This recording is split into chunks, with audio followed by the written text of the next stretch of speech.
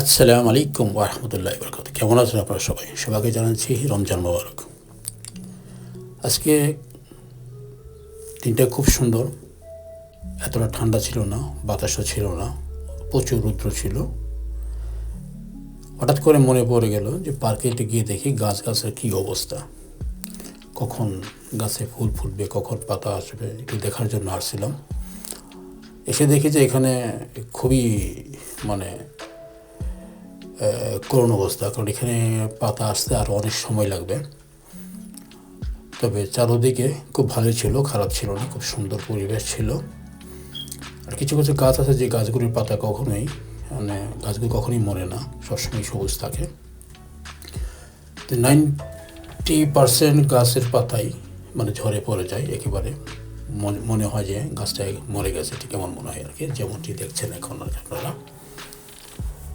হয়তো এই মাসের শেষে,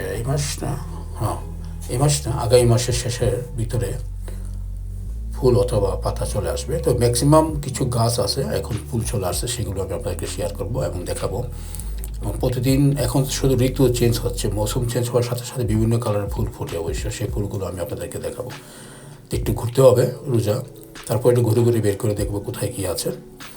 আর নিজের গার্ডেনও বেশ কিছু ফুল ফুটেছে, সেগুলো আমি আপনাকে দেখাবো, যেগুলো উইন্টারে থাকে আর কি।